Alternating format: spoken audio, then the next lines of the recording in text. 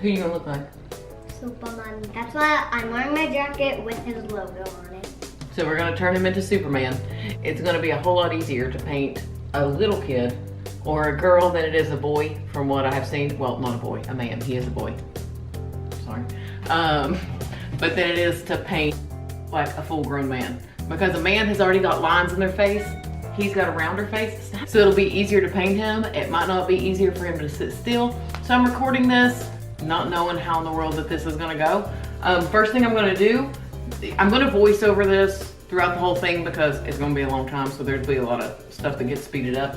But I'm gonna slick his hair back because I am gonna take the face paint that's gonna go, or body paint that's gonna go on up in his hair. So where Superman's got a curl going shook on his head, we wanna make sure that that's there. So, this should be an event. So to start the whole process off, I've got to take some hair gel and slick this little guy's hair back. I'm going to be putting some of the body paint in his hair. I didn't have any black hairspray on me.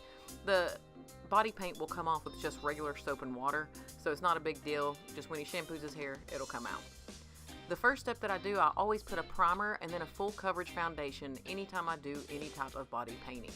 You want to create what is known as like a flawless finish, so I recommend using a full coverage foundation. The one I'm using on him is Clinique Beyond Perfecting. It's a really full coverage foundation, so at that point it covers up any nooks, crannies, flaws, and kind of gives your face a more flattened look to take away some of the dimension that you already have. That's why when you do makeup, you go back in and contour and things after you do a foundation, but in this situation we're going to be using body paint. As soon as you're done with that, you need to get a translucent powder.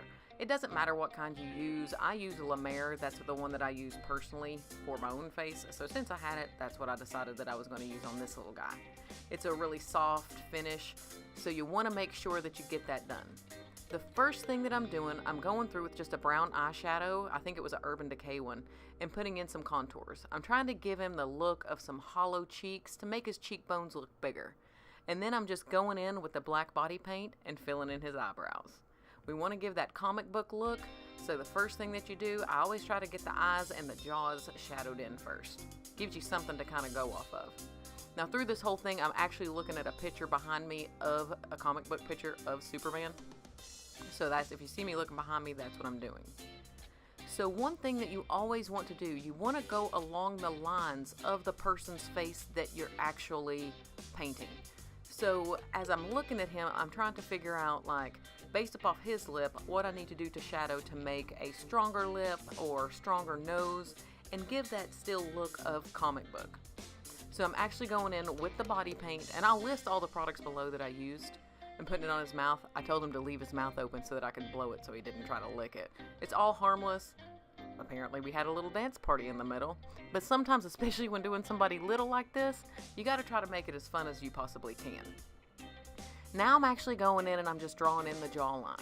This is where the shadow is on his face, and I'm still just using regular black body paint, going around his jawline and trying to square it off a little bit to make him look more like he has a mannish chin because he's got a little round baby face. Now I'm going in and I'm drawing in the hairline. So where Superman's hair comes down into a point in the front, that's what we're working on. So I'm going in and I'm drawing in all the hair and starting to shadow.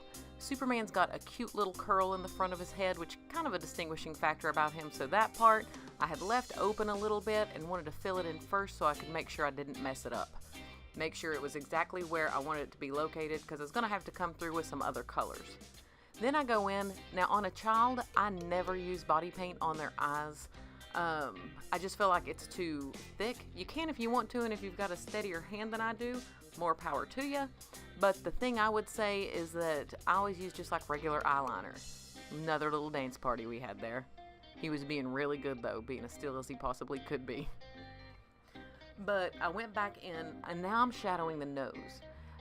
And if you see, I'm using the fine, it was a NYX eyeliner that I was using to make the real fine lines around his face. I feel like I have more control that way, so I do mix it up when I do body painting, especially, I use regular eyeshadow. There was a contour palette that I was using because I had to go in and put some highlights. I was trying to make his forehead look pretty mannish and give that look of a defined forehead.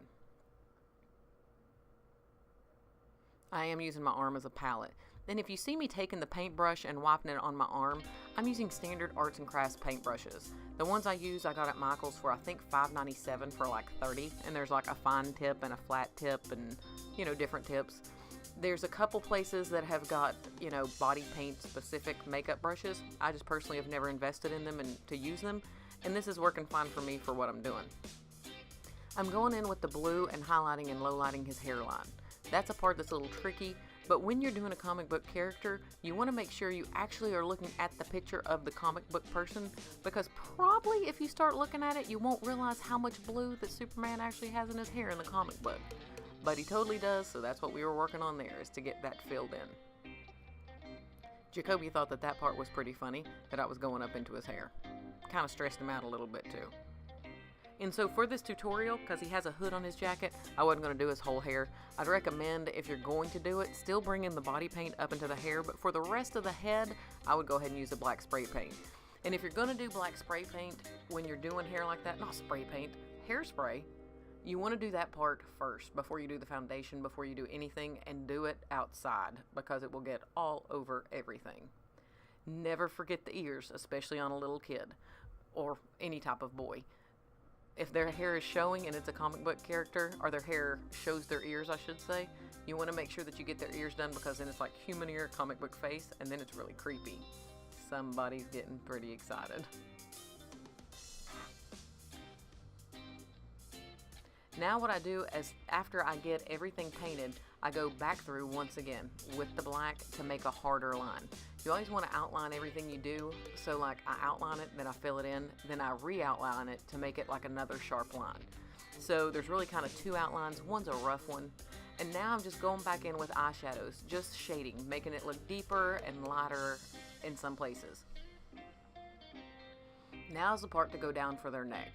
You can actually do this on down, but he's little, I wouldn't do it. But if it was a full-grown man, you could do it all the way down their chest, you know, or their arms. You could even paint the Superman outfit. I've seen that be done before on somebody. Don't know that I could ever paint that logo. I think that would be hard.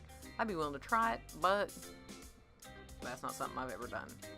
I'm going back in with the brown contouring palette and just really trying to get that into his neck. If you see I'm putting some highlights and lowlights, you really want to make it look like the veined, strained neck. His hair was getting floofy, so we had to put it back down. And now we're ready for business. We have got our gorgeous little Superman. And if you ever want to see somebody into them being Superman, it was this kid. I hope you all really enjoyed this tutorial.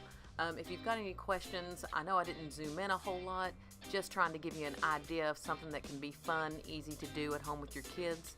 Love you. Hope you have a great day. Thank you so much for watching.